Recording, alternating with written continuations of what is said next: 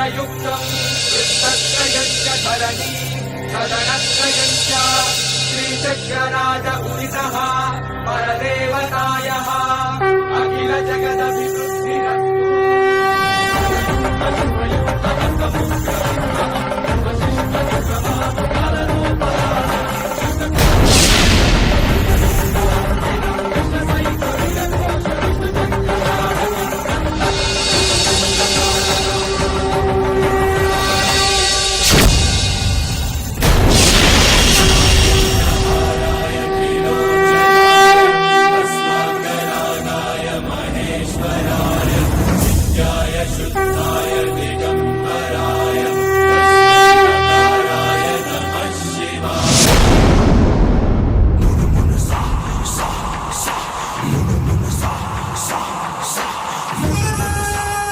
ಅಲ್ಲ ಕೊಡ ಊಟದ ಟೈಮ್ಗೆ ನೀನು ಕೆಳಗಡೆ ಬರೋದಕ್ಕಾಗೋದಿಲ್ವಾ?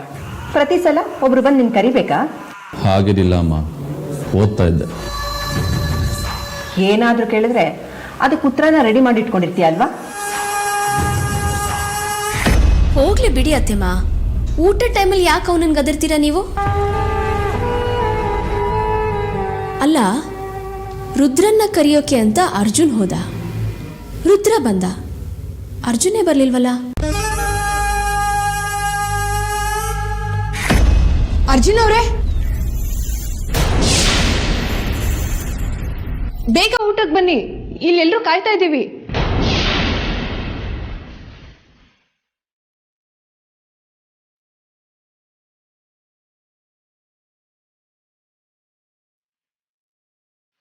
ಅರ್ಜುನ್ ಅವರೇ, ನಿಮ್ಮನ್ನೇ ಕೂಗ್ತಾ ಇರೋದು.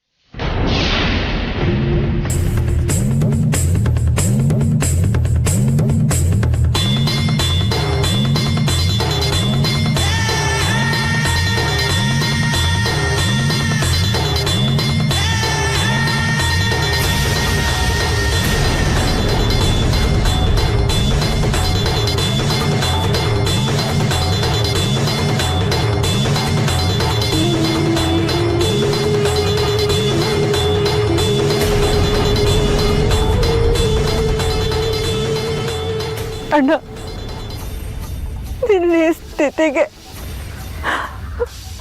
ಒಂದು ರೀತಿಯಲ್ಲಿ ನಾನೇ ಕಾರಣ ಆಗೋದೆ.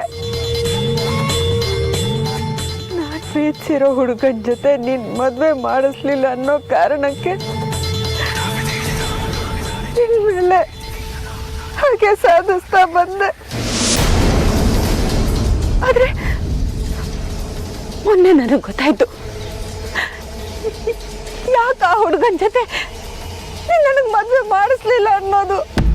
ಅಣ್ಣ, ನನ್ನ ಕ್ಷಮಿಸಣ್ಣ, ನನ್ನ ಕ್ಷಮಿಸ.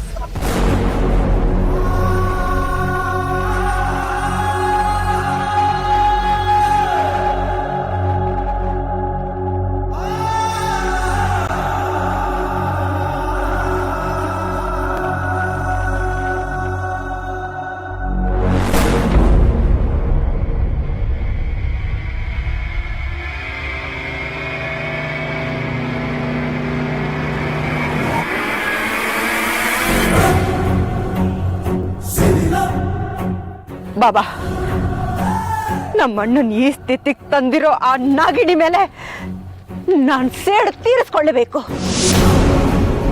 ಅದಕ್ಕೆ ನೀವು ನನಗೆ ಸಹಾಯ ಮಾಡಲೇಬೇಕು.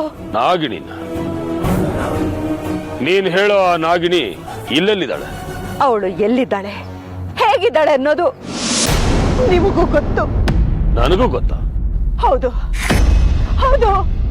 ಯಾರದು? ಅಮೃತ.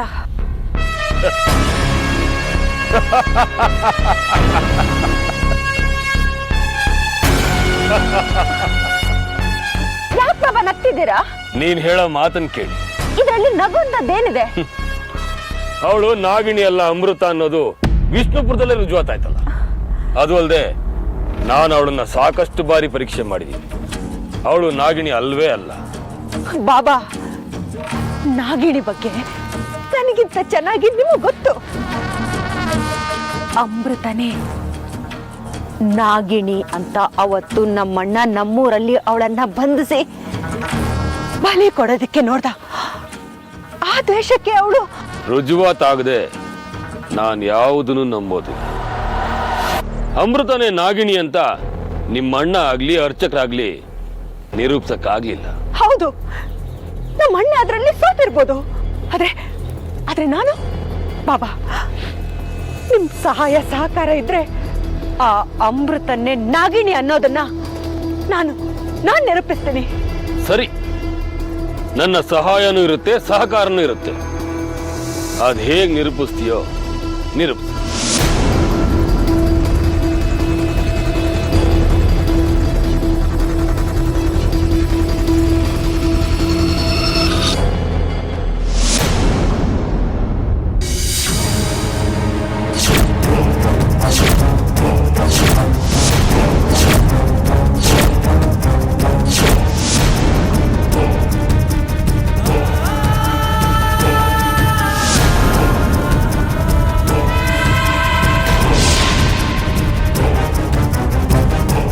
ಯಾರು ಈ ಪುಸ್ತಕನ ಹೀಗೆ ಸುಟ್ಟಾಕಿರೋದು?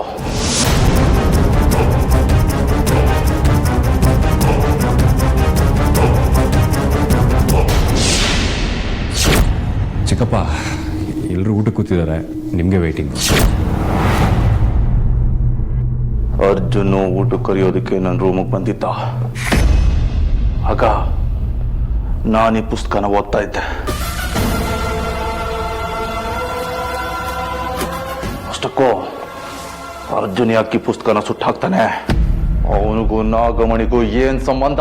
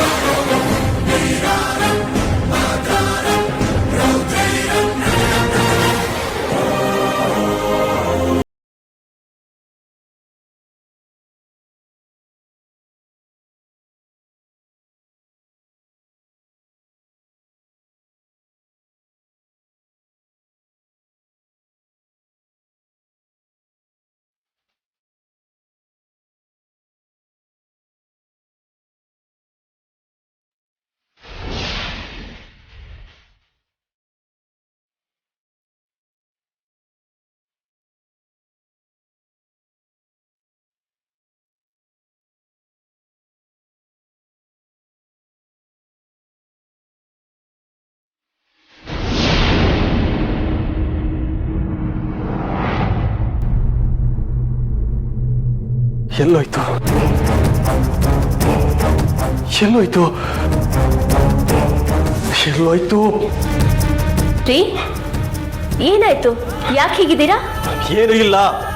ಏನೂ ಇಲ್ಲ ಅಂತ ನೀವು ಮಾತಲ್ಲಿ ಹೇಳಿದ್ರೆ ಏನೋ ಇದೆ ಅಂತ ನಿಮ್ಮ ಮುಖ ಹೇಳ್ತಾ ಇದೆ. ಏನು ಇಲ್ಲ ಅಂತ ಒಂದ್ಸಲ ಹೇಳಿದ್ರೆ ಅರ್ಥ ಆಗಲ್ಲ ನಿನಗೆ? ರೀ, ನಿಮ್ಮ ಹೆಂಡತಿ ನಾನು.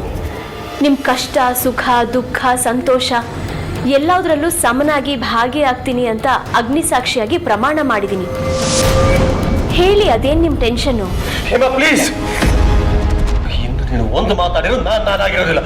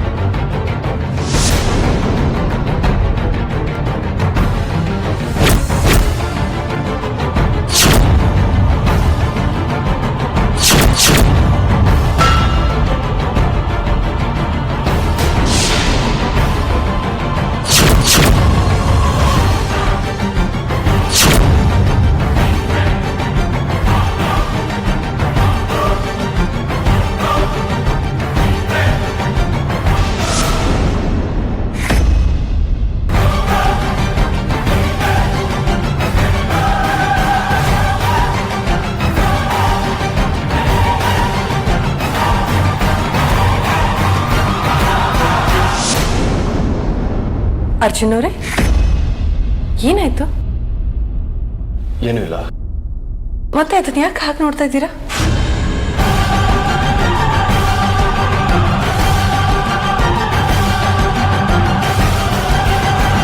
ಅರ್ಜುನ್ ಅವರೇ, ಅದನ್ನ ತಗೊಂಡು ಎಲ್ಲಿಗೆ ಹೋಗ್ತಾ ಇದ್ದೀರಾ?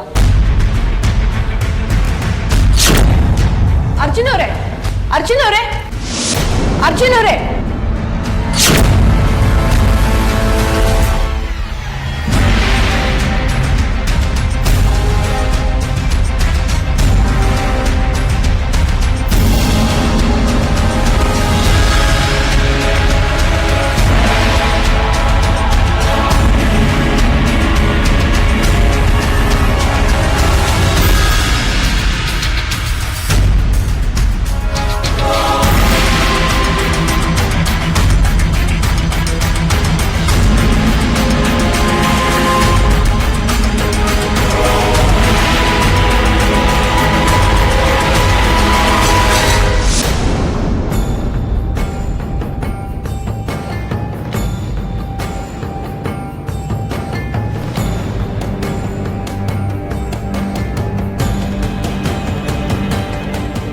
ಗುರುಗಳೇ, ದರ್ಶನ ಕೊಡಿ.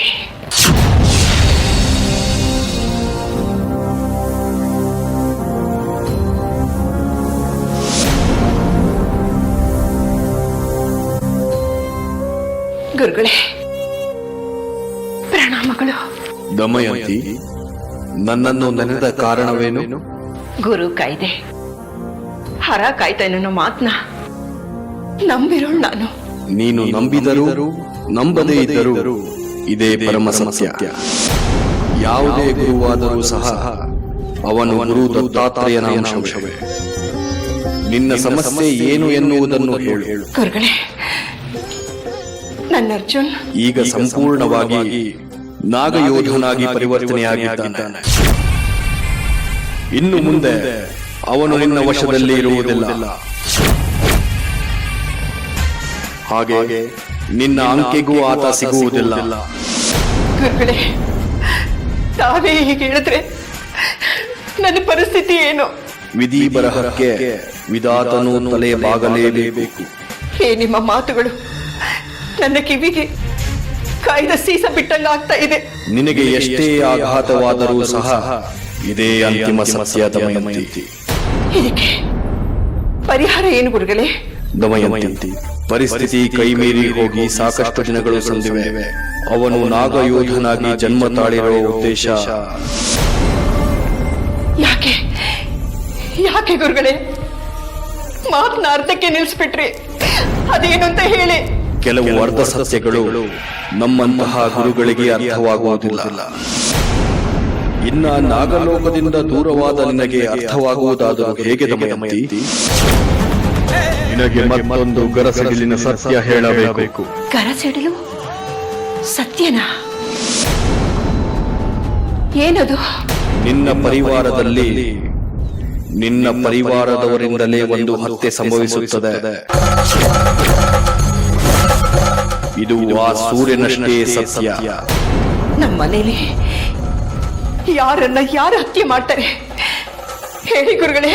ಕೆಲವು ಸಸ್ಯಗಳು ಕಾಲನ ಗರ್ಭದಲ್ಲಿ ಅಡಗಿರಬೇಕು. ಕಾಲ ಪಕ್ವವಾದಾಗ ತಾವೇ ತಾವಾಗಿ ಎಲ್ಲರ ಅರಿವಿಗೆ ಬರುತ್ತವೆ. ಅಲ್ಲಿಯವರೆಗೂ ನಿಗೂಢವಾಗಿಯೇ ಇರಬೇಕು ಎನ್ನುವುದು ಕಾಲನ ನಿರ್ಣಯ. ಗುರುಗಳೇ, ಕ್ಷಮೆ ಇರಲಿ ದಮಯಂತಿ. ಗುರುಗಳೇ, ಗುರುಗಳೇ!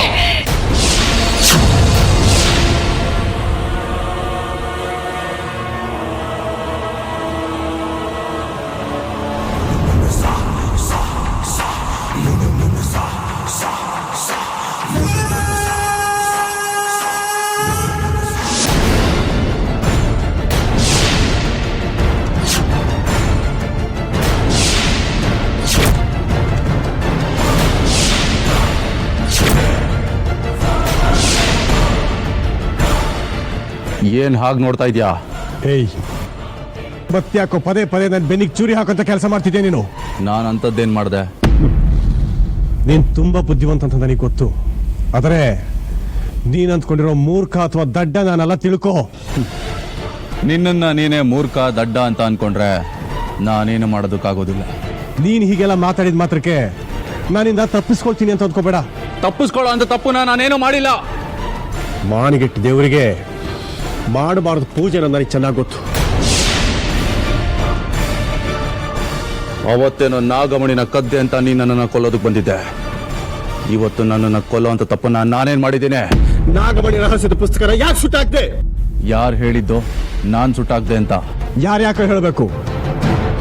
ಅರೆ ಬರೆ ಸುಟ್ಟಿರೋ ಪುಸ್ತಕನ ನೀನು ನಿನ್ನ ರೂಮಿಂದ ಬಿಸಾಕಿದ್ದೇನೆ ನಾನು ನೋಡಿದೆ. ಅದು ಅಲ್ಲದೆ ನೀನು ನನ್ನ ರೂಮಿಗೆ ಬಂದು ಹೋಗಿರೋದು ನನಗೆ ಗೊತ್ತು. ನಿನ್ನ ರೂಮಿಗೆ ಬಂದು ಪುಸ್ತಕ ತಗೊಂಡಿದ್ದು ನಾನೇ, ಆದ್ರೆ ಸುಟ್ಟಾಕಿದ್ದು ನಾನಲ್ಲ. ಇನ್ಯಾರು? ನಿನ್ನ ಮಗ ಅರ್ಜುನ್. ನಿನ್ನ ಮಗ ಅರ್ಜುನ್. ನಿನ್ನ ಮಗ ಅರ್ಜುನ್.